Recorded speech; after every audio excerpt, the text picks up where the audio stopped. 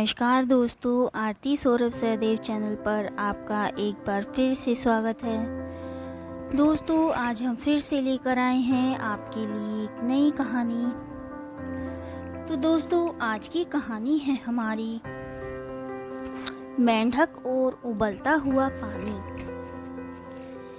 एक बार एक मेंढक के शरीर में बदलाव करने की क्षमता को जांचने के लिए कुछ वैज्ञानिकों ने उस मेंढक को एक कांच के जार में डाल दिया और उसमें जार की आधी ऊंचाई तक पानी भर दिया। फिर उस जार को धीरे धीरे गर्म किया जाने लगा। जब गर्मी बर्दाश्त से बाहर हो गई, तब मेंढक ने उस जार से बाहर कूद सके, इसलिए जार का मुंह ऊपर से खुला रख दिया। मेंढक को अपने शरीर में गर्मी महसूस हुई और अपने शरीर की ऊर्जा को उसने अपने आप को बाहर की गर्मी से तालमेल बिठाने में लगाना शुरू किया। मेंढक के शरीर से पसीना निकलने लगा। वो अपनी ऊर्जा का उपयोग तालमेल बिठाने में लगा रहा था। एक वक्त ऐसा आया कि मेंढक की गर्मी से और लड़ने की क्षमता कम होने लगी और मेंढक ने जार से बाहर कूदने की कोशिश की, मगर वो बाहर जाने की बजाय पानी में गिर जाया करता और बार बार की कोशिश के बाद भी मेंढक नहीं निकल पाया, क्योंकि बाहर कूदने में लगने वाली शक्ति वो गर्मी से लड़ने में पहले ही जाया कर चुका था। तो अगर सही वक्त पे मेंढक कूदने का फैसला लेता तो शायद उसकी जान बच सकती थी।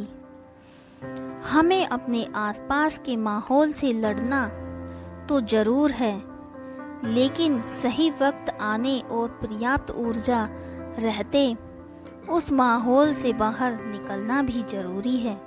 कौवे की परेशानी। यदि दोस्तों आपको सुखी रहना है तो किसी से अपनी तुलना नहीं करो। आप ही हो, आपके समान कोई नहीं। फिर क्यों दूसरों से अपनी तुलना करना, ईर्ष्या करना। तो चलिए दोस्तों, इस बात को हम एक कहानी के माध्यम से जानते हैं। एक कौवा जंगल में रहता था और अपने जीवन से संतुष्ट था। एक दिन उसने एक हंस को देखा। यह हंस कितना सफेद है, कितना सुंदर लगता है, उसने मन ही मन सोचा। उसे लगा कि यह सुंदर हंस दुनिया में सबसे सुखी पक्षी होगा, जबकि मैं तो कितना काला हूँ। यह सब सोचकर वह काफी परेशान हो गया और उससे रहा नहीं गया। उसने अपने मनोभाव हंस को बताए। हंस ने कहा, वास्तविकता ऐसी है कि पहले मैं खुद को आसपास के सभी पक्षियों में सुखी समझता था, लेकिन जब मैंने तोते को देखा तो पाया कि उसके 2 रंग हैं तथा वह बहुत ही मीठा बोलता है। तब से मुझे लगा कि सभी पक्षियों में तोता ही सुंदर तथा सुखी है। अब कौवा तोता के पास गया। तोते ने कहा, मैं सुखी जिंदगी जी रहा था, लेकिन जब मैंने मोर को देखा तब मुझे लगा कि मुझ में तो 2 ही रंग हैं, परंतु मोर तो विविध रंगी है। मुझे तो वह ही सुखी लगता है। फिर कौवा उड़कर प्राणी संग्रहालय गया, जहाँ कई लोग मोर देखने के लिए एकत्रित हुए थे। जब सब लोग चले गए तो कौआ उसके पास जाकर बोला, मित्र तुम तो अति सुंदर हो, कितने सारे लोग तुम्हें देखने के लिए इकट्ठा होते हैं।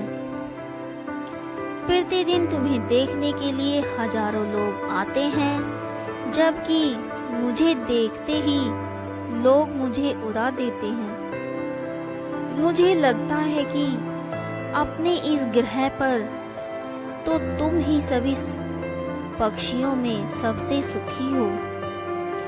मोर ने गहरी सांस लेते हुए कहा, मैं हमेशा सोचता था कि मैं इस पृथ्वी का अति सुंदर हूँ, मैं ही अति सुखी हूँ, परंतु मेरे सौंदर्य के कारण ही मैं इस पिंजरे में बंद हूँ। मैंने सारे प्राणी में गौर से देखा तो मैंने समझा कि कौआ ही ऐसा पक्षी है जिसे पिंजरे में बंद नहीं किया जाता। मुझे तो लगता है कि काश मैं भी तुम्हारी तरह एक कौआ होता और स्वतंत्रता से सभी जगह घूमता उड़ता सुखी रहता। तो दोस्तों, यही तो है हमारी समस्या। हम अनावश्यक ही दूसरों से अपनी तुलना करते हैं और दुखी उदास बने रहते हैं। हमें जो मिला होता है हम उसकी कद्र नहीं करते। इसी कारण दुख के विषय चक्र में हम फंसे रहते हैं। प्रत्येक दिन को भगवान की भेंट समझकर आनंद से जीना चाहिए। सुखी होना तो सब चाहते हैं, लेकिन सुखी रहने के लिए सुख की चाबी हाथ करनी होगी और दूसरों से तुलना करना छोड़ना होगा, क्योंकि तुलना करना दुख को न्योता देने के समान है। रात का समय था, चारों तरफ सन्नाटा पसरा हुआ था। नजदीक ही एक कमरे में 4 मोमबत्तियां जल रही थी। एकांत पाकर आज वे एक दूसरे से दिल की बातें कर रही थी। पहली मोमबत्ती बोली, मैं शांति हूँ, पर मुझे लगता है जब इस दुनिया को मेरी जरूरत नहीं है। हर तरफ आपाधापी और लूटमार मची हुई है। मैं यहाँ अब और नहीं रह सकती। और ऐसा कहते हुए कुछ देर में वो मोमबत्ती बुझ गई। दूसरी मोमबत्ती बोली, मैं विश्वास हूँ और मुझे लगता है झूठ और फरेब के बीच मेरी भी यहाँ कोई ज़रूरत नहीं है। मैं भी यहाँ से जा रही हूँ। और दूसरी मोमबत्ती भी बुझ गई। तीसरी मोमबत्ती भी दुखी होते हुए बोली, मैं प्रेम हूँ, मेरे पास जलते रहने की ताकत है, पर आज हर कोई इतना व्यस्त है कि मेरे लिए किसी के पास वक्त ही नहीं। दूसरों से तो दूर लोग अपनों से भी प्रेम करना भूलते जा रहे हैं। मैं ये सब और नहीं सह सकती, मैं भी इस दुनिया से जा रही हूँ। और ऐसा कहते ही तीसरी मोमबत्ती भी बुझ गई। वो अभी बुझी ही नहीं थी कि एक मासूम बच्चा उस कमरे में दाखिल हुआ। मोमबत्तियों को बुझा देख वह घबरा गया। उसकी आंखों से आंसू टपकने लगे और वह रुआंसा होते हुए बोला, अरे तुम मोमबत्तियां जल क्यों नहीं रही? तुम्हें तो अंत तक जलना है। तुम इस तरह बीच में हमें कैसे छोड़ के जा सकती हो? तभी चौथी मोमबत्ती बोली, प्यारे बच्चे घबराओ नहीं, मैं आशा हूँ और जब तक मैं जल रही हूँ हम बाकी मोमबत्तियों को फिर से जला सकते हैं। यह सुनकर बच्चे की आंखें चमक उठी और उसने आशा के बल पे शांति, विश्वास और प्रेम को फिर से प्रकाशित कर दिया। दोस्तों, जब सब कुछ बुरा होते देख चारों तरफ अंधकार ही अंधकार नजर आए, अपने भी पराये लगने लगे, तो भी उम्मीद मत छोड़िए, आशा मत छोड़िए, क्योंकि इसमें इतनी शक्ति है कि ये हर खोई चीज आपको वापस दिला सकती है। अपनी आशा की मोमबत्ती को जलाए रखिए। बस अगर ये जलती रहेगी तो आप किसी भी और मोमबत्ती को प्रकाशित कर सकते हैं। बहुत समय पहले की बात है, किसी नगर में एक बेहद प्रभावशाली महंत रहते थे। उनके पास शिक्षा लेने हेतु कई शिष्य आते थे। एक दिन एक शिष्य ने महंत से सवाल किया, स्वामी जी, आपके गुरु कौन हैं? आपने किस गुरु से शिक्षा प्राप्त की है? महंत शिष्य का सवाल सुन मुस्कुराए और बोले, मेरे हजारों गुरु हैं। यदि मैं उनके नाम गिनाने बैठ जाऊं तो शायद महीनों लग जाएं। लेकिन फिर भी मैं अपने 3 गुरुओं के बारे में तुम्हें जरूर बताऊंगा। एक था चोर। एक बार मैं रास्ता भटक गया और जब दूर किसी गांव में पहुंचा तो बहुत देर हो गई थी। सब दुकानें और घर बंद हो चुके थे, लेकिन आखिरकार मुझे एक आदमी मिला जो एक दीवार में सेंध लगाने की कोशिश कर रहा था। मैंने उससे पूछा कि कहाँ ठहर सकता हूँ मैं? तो वह बोला कि आधी रात गए, इस समय आपको कहीं आसरा मिलना बहुत मुश्किल होगा, लेकिन आप चाहें तो मेरे साथ ठहर सकते हैं। मैं एक चोर हूँ और अगर एक चोर के साथ रहने में आपको कोई परेशानी नहीं होगी तो आप मेरे साथ रह सकते हैं। वह इतना प्यारा आदमी था कि मैं उसके साथ 1 महीने तक रह गया। वह हर रात मुझे कहता कि मैं अपने काम पर जाता हूँ, आप आराम करो, प्रार्थना करो। जब वह काम से आता तो मैं उससे पूछता कि कुछ मिला तुम्हें? तो वह कहता कि आज तो कुछ नहीं मिला, पर अगर भगवान ने चाहा तो जल्द ही जरूर कुछ मिलेगा। वह कभी निराश और उदास नहीं होता था, हमेशा मस्त रहता था। जब मुझे ध्यान करते हुए सालों साल बीत गए थे और कुछ भी हो नहीं रहा था, तो कई बार मेरे क्षण आते थे कि मैं बिल्कुल हताश और निराश होकर साधना वादना छोड़ लेने की ठान लेता था।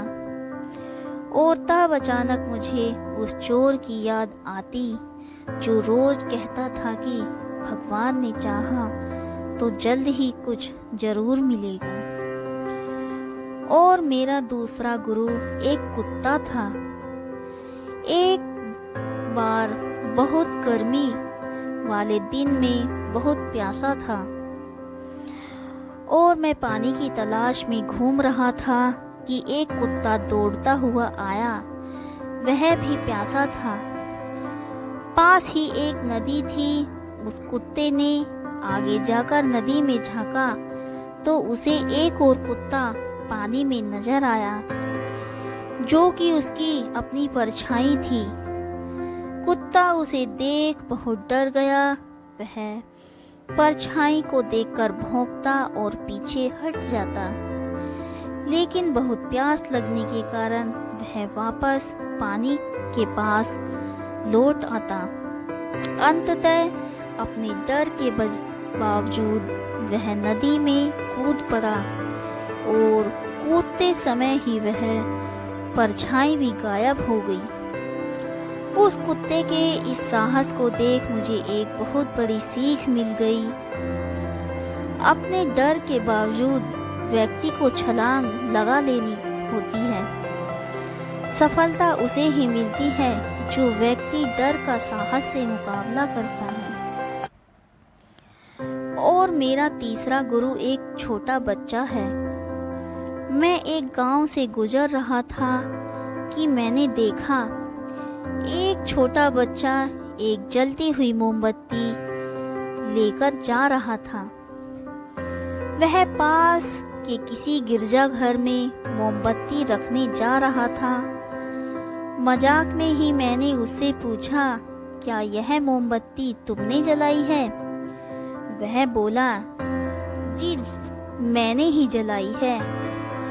मैंने उससे कहा कि एक क्षण था जब यह मोमबत्ती बुझी हुई थी और फिर एक क्षण आया जब यह मोमबत्ती जल गई। क्या तुम मुझे वह स्रोत दिखा सकते हो जहां से वह ज्योति आई? वह बच्चा हंसा और मोमबत्ती को फूंक मारकर बुझाते हुए बोला, अब आपने ज्योति को जाते हुए देखा है? कहाँ गई वह? आप ही मुझे बताइए। मेरा अहंकार चकनाचूर हो गया। मेरा ज्ञान जाता रहा और उस क्षण मुझे अपनी ही मूर्खता का एहसास हुआ। तब से मैंने कोरे ज्ञान से हाथ धो लिए। तो दोस्तों, शिष्य होने का अर्थ क्या है? शिष्य होने का अर्थ है पूरे अस्तित्व के प्रति खुले होना, हर समय हर ओर से सीखने को तैयार रहना। जीवन को हर क्षण हमें कुछ न कुछ सीखने का मौका देता है। हमें जीवन में हमेशा एक शिष्य बनकर अच्छी बातों को सीखते रहना चाहिए।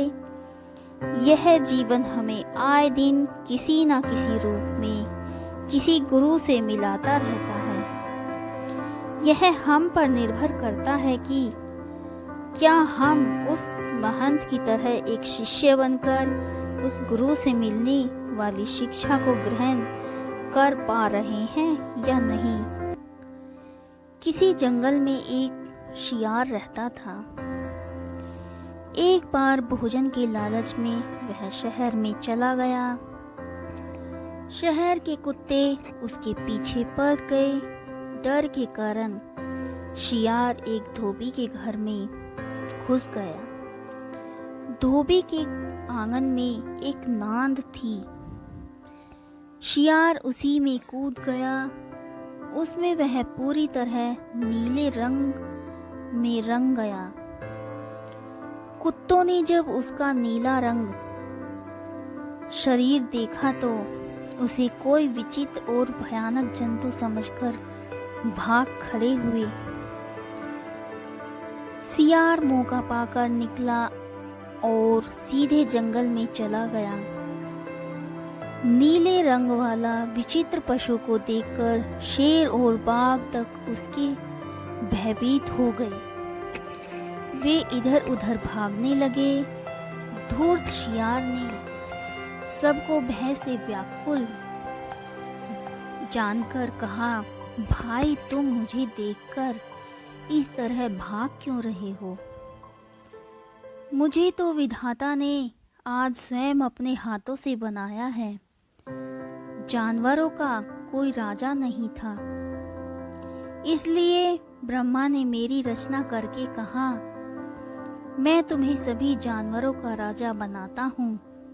तुम धरती पर जाकर जंगली जंतुओं का पालन करो। मैं ब्रह्मा के आदेश से ही आया हूँ। नीला जानवर उन सब का स्वामी है। यह बात सुनकर सिंह, बाघ आदि सभी जंतु उसके समीप आकर बैठ गए। वे उसे प्रसन्न करने के लिए उसकी चापलूसी करने लगे। धूर्त सियार ने सिंह को अपना महामंत्री नियुक्त किया। इसी प्रकार बाघ को सेना नायक बनाया। चीते को पान लगाने का काम सौंपा। भेड़िए को द्वारपाल बना दिया। उसने सभी जीव जंतुओं को कोई न कोई जिम्मेदारी सौंपी, लेकिन अपनी जाति के सियारों से बात तक न की। उन्हें धक्के देकर बाहर निकलवा दिया। सिंह आदि जंतु जंगल में शिकार करके लाते और उसके सामने रख देते। सियार स्वामी की तरह मांस को सभी जीवों में बांट देता था। इसी प्रकार उसका राजकाज आराम से चलता रहा। एक दिन वह अपनी राजसभा में बैठा था।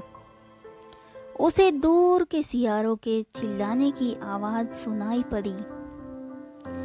सियारों को हुआ हुआ सुनकर वह पुलकित हो गया और आनंद विभोर होकर सुर में सुर मिलाकर हुआ हुआ करने लगा।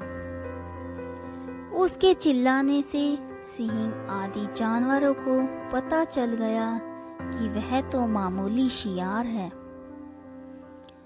वह मक्कारी के बल पर राजा बनकर हम पर शासन कर रहा है।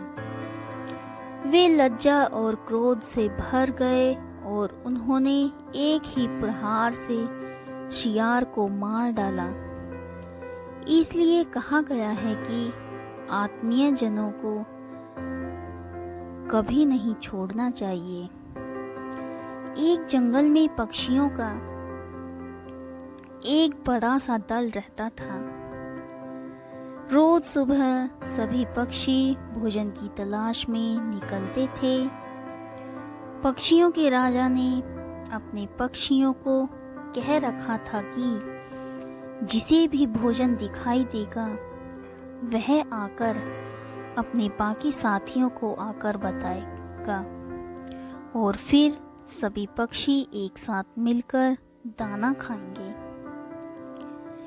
इस तरह उस दल के सभी पक्षियों को भरपूर खाना मिल जाता है। एक दिन भोजन की तलाश में एक चिड़िया उड़ते उड़ते काफी दूर निकल गई।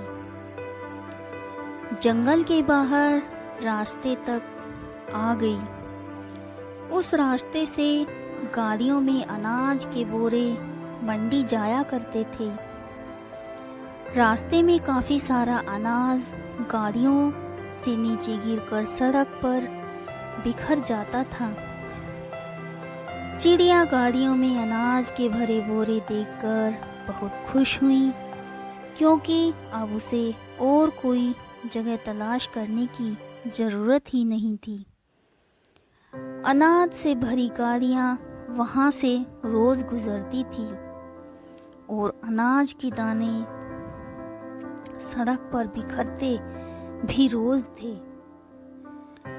चिड़िया के मन में लालच आ गया। उसने सोचा कि उस जगह के बारे में वह किसी को नहीं बताएगी और रोज इसी जगह आकर पेट भर खाना खाएगी। उस शाम को जब चिड़िया अपने दल में वापस पहुंची, तब उसके बाकी साथियों ने देरी से आने का कारण पूछा। चिड़िया ने भी एक अनूठी झूठी कहानी सुना दी कि वह किसी तरह जान बचाकर आई है। उस रास्ते से तो इतनी गाड़ियां गुजरती हैं, रास्ता पार करना मुश्किल है। दल की बाकी चिड़ियां यह सुनकर डर गईं और सभी ने निश्चय कर लिया कि वह रास्ते के पास नहीं जाएंगी। इस तरह वह चिड़िया रोज उसी रास्ते पर जाकर पेट भर दाना खाती रही। एक दिन चिड़िया रोज की तरह रास्ते पर बैठकर खाना खा रही थी। खाना खाने में वह इतनी मगन थी कि उसे उसकी तरफ आती हुई गाड़ी की आहट सुनाई ही नहीं दी। गाड़ी भी तेजी से आगे बढ़ रही थी। चिड़िया दाना चुगने में मगन थी। गाड़ी पास आ गई और गाड़ी का पहिया चिड़िया को कुचलता हुआ आगे निकल गया। इस तरह लालची चिड़िया अपने ही जाल में फंस गई। तो दोस्तों, हमें कभी भी लालच नहीं करना चाहिए। एक शहर में एक आदमी रहता था। वह बहुत ही लालची था। उसने सुन रखा था कि अगर संतों और साधुओं की सेवा करें तो बहुत ज्यादा धन प्राप्त होता है।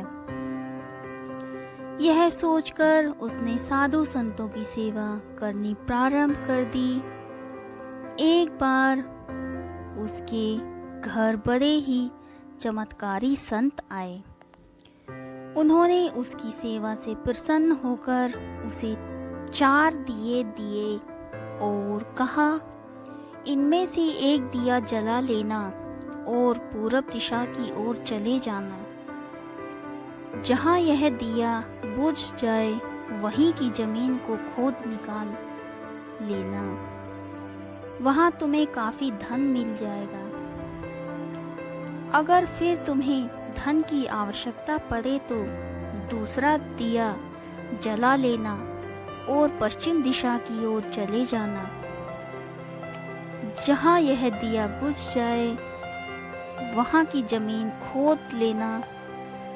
तुम्हें मन चाही माया मिलेगी। फिर भी संतुष्टि ना हो तो तीसरा दिया जला लेना और दक्षिण दिशा की ओर चले जाना। उसी प्रकार दिया बुझने पर जब तुम वहाँ की जमीन खोदोगे तो तुम्हें बेअंत धन मिलेगा। तब तुम्हारे पास केवल एक दिया बच जाएगा और एक ही दिशा रह जाएगी। तुमने यह दिया ना ही जलाना है और ना ही इसे उत्तर दिशा की ओर ले जाना है। यह कहकर संत चल दिए। लालची आदमी उसी वक्त पहला दिया जलाकर पूर्व दिशा की ओर चला गया। दूर जंगल में जाकर दिया बुझ गया। उस आदमी ने उस जगह को खोदा तो उसे पैसों से भरी एक गागर मिली। वह बहुत खुश हुआ। उसने सोचा कि इस गागर को फिलहाल यहीं रहने देता हूँ, फिर कभी ले जाऊंगा। पहले मुझे जल्दी ही पश्चिम दिशा वाला धन देख लेना चाहिए। यह सोचकर उसने दूसरे दिन दूसरा दिया जलाया और पश्चिम दिशा की ओर चल पड़ा। दूर एक उजाड़ स्थान में जाकर दिया बुझ गया। वहां उस आदमी ने जब जमीन खोदी तो उसे सोने की मोहरों से भरा एक घड़ा मिला। उसने घड़े को भी यही सोचकर वहीं रहने दिया कि पहले दक्षिण दिशा में जाकर देख लेना चाहिए। जल्दी से जल्दी ज़्यादा से ज़्यादा धन प्राप्त करने के लिए वह बेचैन हो गया। अगले दिन वह दक्षिण दिशा की ओर चल पड़ा। दिया एक मैदान में जाकर बुझ गया। उसने वहां की जमीन खोदी तो उसे हीरे मोतियों से भरी 2 पेटियां मिली। वह आदमी अब बहुत खुश था। तब वह सोचने लगा, अगर इन तीनों दिशाओं में इतना धन पड़ा है तो चौथी दिशा में इनसे भी ज्यादा धन होगा। फिर उसके मन में ख्याल आया कि संत ने उसे चौथी दिशा की ओर जाने के लिए मना किया है। दूसरे ही पल उसके मन ने कहा, हो सकता है उत्तर दिशा की ओर दौलत संत अपने लिए रखना चाहते हो? मुझे जल्दी से जल्दी उस पर भी कब्जा कर लेना चाहिए। ज़्यादा से ज़्यादा धन प्राप्त करने के लालच ने उसे संतों के वचनों को दोबारा सोचने नहीं दिया। अगले दिन उसने चौथा दिया जलाया और जल्दी जल्दी उत्तर दिशा की ओर चल पड़ा। दूर आगे एक महल के पास जाकर दिया बुझ गया। महल का दरवाजा बंद था। उसने दरवाजे को धकेला तो दरवाजा खुल गया। वह बहुत खुश हुआ। उसने मन ही मन में सोचा कि यह महल उसके लिए ही है। वह अब तीनों दिशाओं की दौलत को भी यहीं पर लाकर रखेगा और ऐश करेगा। वह आदमी महल के एक एक कमरे में गया। कोई कमरा हीरे मोतियों से भरा हुआ था। किसी कमरे में सोने के कीमती से कीमती आभूषण पड़े हुए थे। इसी प्रकार अन्य कमरे भी बेअंत धन से भरे हुए थे। वह आदमी चकाचौंध होता जाता है और अपने भाग्य को शाबाशी देता है। वह जरा और आगे बढ़ा तो उसे एक कमरे में चक्के चलने की आवाज सुनाई दी। वह उस कमरे में दाखिल हुआ तो उसने देखा कि एक बूढ़ा आदमी चक्की चला रहा था। लालची आदमी ने बूढ़े से कहा कि तू यहाँ कैसे पहुँचा है? बूढ़े ने कहा, ऐसा कर, यह जरा चक्की चला, मैं सांस लेकर तुझे बताता हूँ। लालची आदमी ने चक्की चलानी प्रारंभ कर दी। बूढ़ा चक्की से हट जाने पर ऊंची ऊंची हंसने लगा। लालची आदमी उसकी ओर हैरानी से देखने लगा। वह चक्की बंद ही करने लगा था कि बूढ़े ने खबरदार कहते हुए कहा, ना चक्की चलानी बंद ना करना। फिर बूढ़े ने कहा, यह महल अब तेरा है, परंतु उतनी देर तक खड़ा रहेगा जितनी देर तक तू चक्की चलाता रहेगा। अगर चक्की चलनी बंद हो गई तो महल गिर जाएगा और तू भी इसके नीचे दबकर मर जाएगा। कुछ समय रुककर वह बूढ़ा फिर से कहने लगा, मैंने भी तो तेरी ही तरह लालच करके संत की बात नहीं मानी थी और मेरी सारी जवानी इस चक्की को चलाते हुए बीत गई। वह लालची आदमी बूढ़े की बात सुनकर रोने लगा।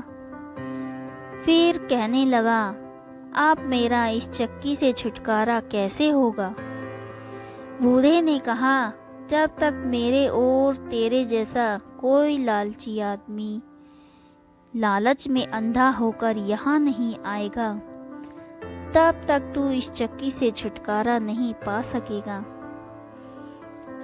तब उस लालची आदमी ने बूढ़े से आखिरी सवाल पूछा, तू अब बाहर जाकर क्या करेगा? बूढ़े ने कहा, मैं सब लोगों से ऊंची ऊंची कहूँगा कि लालच बुरी बला है। बहुत दिनों पहले की बात है। किसी शहर में रमन, घीसा और राका 3 चोर रहते थे। तीनों को थोड़ा थोड़ा विद्या का ज्ञान था। तीनों चोरों को विद्या का ज्ञान प्राप्त होने के कारण बहुत घमंड था। विद्या द्वारा तीनों चोर शहर में बड़े बड़े लोहे की तिजोरियों को तोड़ देते थे और बैंकों को लूट लिया करते थे। इस तरह तीनों चोरों ने शहर के लोगों की नाक में दम कर रखा था। एक बार तीनों चोरों ने एक बड़े बैंक में डकैती करके सारा माल उड़ा दिया। तब पुलिस को खबर हुई तो तीनों चोरों को पकड़ने की तलाश करने लगी, मगर तीनों चोर पास ही के एक घने जंगल में भाग गए। तीनों चोरों ने देखा कि जंगल में बहुत सी हड्डियां बिखरी पड़ी हैं। रमन ने अनुमान लगाकर कहा, ये तो किसी शेर की हड्डियां हैं। मैं चाहूं तो सभी हड्डियों को अपनी विद्या के ज्ञान द्वारा जोड़ सकता हूँ। घीसा को भी विद्या का घमंड था, तो वह बोला, अगर ये शेर की हड्डियां हैं तो मैं इनको अपनी विद्या के द्वारा शेर की खाल तैयार कर उसमें डाल सकता हूँ। रमन और घीसा की बात सुनकर राका का भी घमंड उमड़ पड़ा और उसने कहा, तुम दोनों इतना काम कर सकते हो तो मैं भी अपनी विद्या द्वारा इसमें प्राण डाल सकता हूँ। तीनों चोर अपनी विद्या का प्रयोग करने लगे। कुछ देर बाद रमन ने सारी हड्डियों को जोड़ दिया और घीसा ने शेर की हूबहू जान डाल दी। थोड़ी देर में तीनों चोर सामने एक जीवित भयानक शेर को देखकर थर थर कांपने लगे, मगर शेर के पेट में तो एक दाना नहीं था। वह भूख के मारे गरजता हुआ तीनों चोरों पर हमला कर बैठा और मारकर खा गया। शेर मस्त होकर घने जंगल की ओर चला गया। दोस्तों, इस कहानी से हमें यह शिक्षा मिलती है कि कभी घमंड नहीं करना चाहिए। घमंडी को हमेशा दुख का ही सामना करना पड़ता है। यदि तीनों चोर अपनी विद्या का घमंड न करते तो उन्हें जान से हाथ न धोना पड़ता। हमें अपनी विद्या का प्रयोग सोच समझकर करना चाहिए।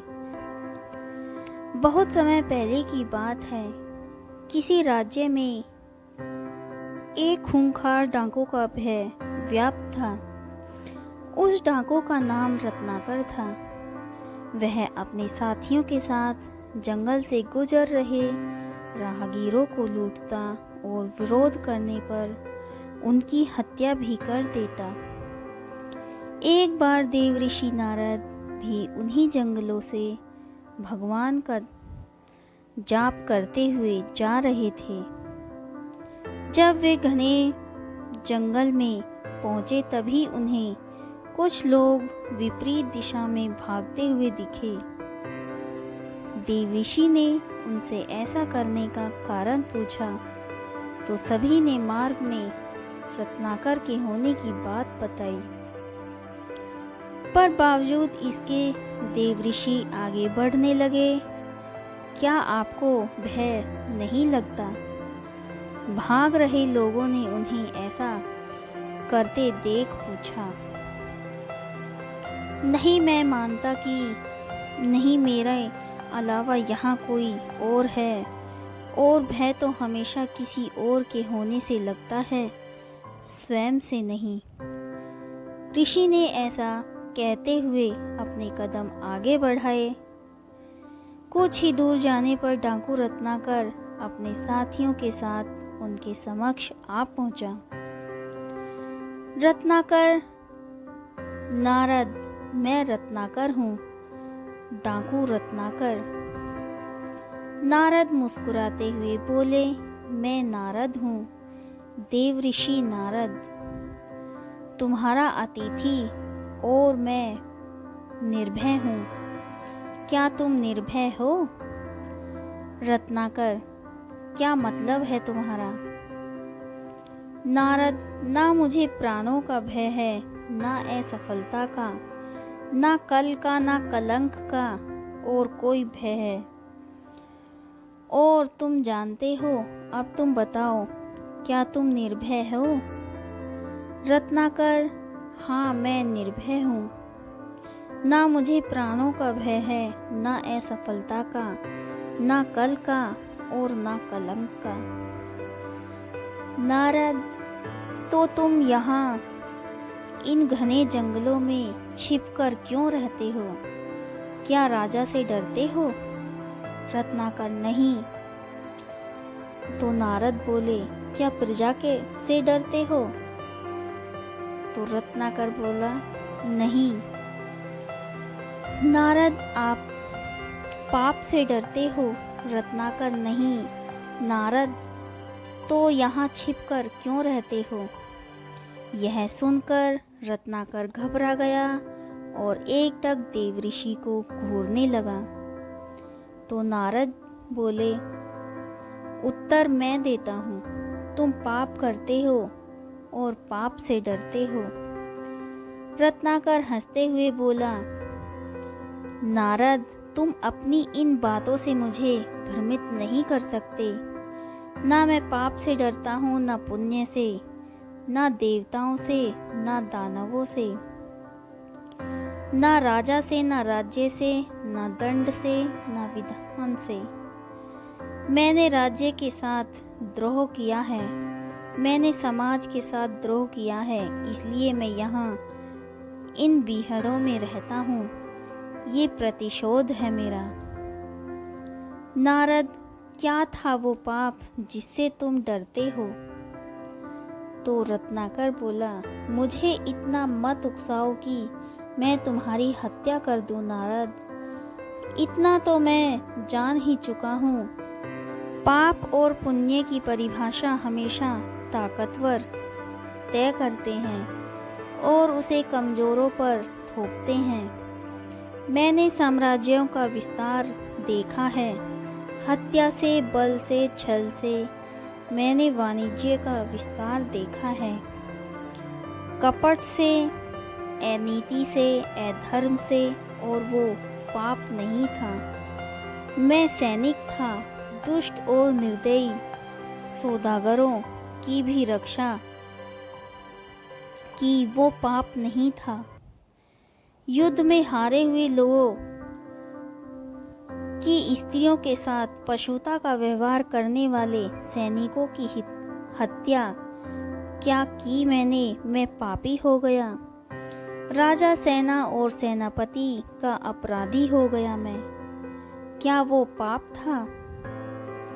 तो नारद बोलते हैं, दूसरों का पाप अपने पाप को सही नहीं ठहरा सकता रत्नाकर।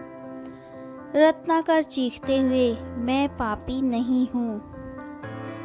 तो नारद बोलते हैं, कौन निर्णय करेगा? वो जो इस यात्रा में तुम्हारे साथ है या नहीं है? क्या तुम्हारी पत्नी, तुम्हारा पुत्र इस पाप में तुम्हारे साथ हैं? तो रत्नाकर बोला, हाँ, वो क्यों साथ नहीं होंगे? मैं जो ये सब करता हूँ उनके सुख के लिए ही तो करता हूँ। तो जो तुम्हारे साथ हैं उन्हीं को निर्णायक बनाते हैं। जाओ, अपनी पत्नी से, अपने पुत्र से, अपने पिता से, अपने निकट संबंधियों से पूछ कर आओ, जो तुम कर रहे हो क्या वो पाप नहीं है? और क्या वे सब इस पाप में तुम्हारे साथ हैं, इस पाप के भागीदार हैं? रत्नाकर, ठीक है, मैं अभी जाकर लौटता हूँ। और अपने साथियों को नारद को बांध कर रखने का निर्देश देकर रत्नाकर सीधा अपनी पत्नी के पास जाता है और उससे पूछता है, ये मैं जो कर रहा हूँ क्या वो पाप है? क्या तुम इस पाप में मेरी भागीदार हो? पत्नी कहती है, नहीं स्वामी, मैंने आपके सुख में, दुख में साथ देने की कसम खाई है, आपके पाप में भागीदार बनने की नहीं। यह सुनकर रत्नाकर स्तब्ध रह जाता है। फिर वह अपने अंधे पिता के समक्ष यही प्रश्न दोहराता है, पिताजी, ये जो मैं कर रहा हूँ क्या वो पाप है? या आप इस पाप में मेरे भागीदार हैं? पिताजी बोलते हैं, नहीं पुत्र, ये तो तेरी कमाई है, इसे मैं कैसे बांट सकता हूँ। यह सुनते ही मानो रत्नाकर पर बिजली टूट पड़ती है। वह बेहद दुखी हो जाता है और धीरे धीरे चलते हुए वापस देवऋषि नारद के पास पहुंच जाता है। नारद, तुम्हारे साथी मुझे अकेला छोड़ जा चुके हैं रत्नाकर। रत्नाकर देवऋषि के चरणों में गिरते हुए, क्षमा देवऋषि क्षमा, अब तो मैं भी अकेला ही हूँ। तो नारद कहते हैं, नहीं रत्नाकर, तुम ही अपने मित्र और तुम ही अपने शत्रु हो। तुम्हारे पुराने संसार की रचना भी तुम ही ने की थी, तुम्हारे नए संसार की रचना भी तुम ही करोगे। इसलिए उठो और अपने पुरुषार्थ से अपना भविष्य लिखो। राम राम, तुम्हारा पथ शुभ हो। तो दोस्तों, इस घटना के पश्चाताप डाकू रत्नाकर का जीवन पूरी तरह बदल गया। उसने पाप के मार्ग को त्याग कर पुण्य के मार्ग को अपनाया और आगे चलकर यही डाकू राम कथा का रचयिता महर्षि वाल्मीकि बना। उपनिषदों, मनुष्य असीम संभावनाओं का स्वामी है। जहाँ एक तरफ अपने पुरुषार्थ से राजा बनकर सकता है, तो वहीं अपने आलस्य से रंक भी। वह अपने अविवेक से अपना नाश कर सकता है, तो अपने विवेक से अपना निर्वाण भी। यानी हम सब अपने आप में महाशक्तिशाली हैं, पर हम में से ज़्यादातर लोग पूरे जीवन काल में अपनी असीम शक्तियों का एक छोटा सा हिस्सा भी प्रयोग नहीं कर पाते। क्यों ना हम भी डाकू रत्नाकर की तरह सामान्यता और त्याग कर उत्कृष्टता की ओर बढ़ चलें। तो एक बार की बात है, एक व्यक्ति को रोज रोज जुआ खेलने की बुरी आदत पड़ गई थी। उसकी इस आदत से सभी बड़े परेशान रहते। लोग उसे समझाने की भी बहुत कोशिश करते कि वो ये गंदी आदत छोड़ दे, लेकिन वो हर किसी को एक ही जवाब देता, मैंने ये आदत नहीं पकड़ी, इस आदत ने मुझे पकड़ रखा है। और सचमुच वो इस आदत को छोड़ना चाहता था, पर हजार कोशिशों के बावजूद वो ऐसा नहीं कर पा रहा था। परिवार वालों ने सोचा कि शायद शादी करवा देने से वो ये आदत छोड़ दे, तो इसलिए उसकी शादी करा दी गई। पर कुछ दिनों तक सब ठीक चला और फिर से वह जुआ खेलने जाने लगा। उसकी पत्नी भी अब काफ़ी चिंतित रहने लगी और उसने निश्चय किया कि वह किसी न किसी तरह अपने पति की इस आदत को छुड़वा कर ही दम लेगी। एक दिन पत्नी को किसी सिद्ध साधु महात्मा के बारे में पता चला और वो अपने पति को लेकर उनके आश्रम पहुंची। साधु ने कहा, बताओ पुत्री, तुम्हारी क्या समस्या है।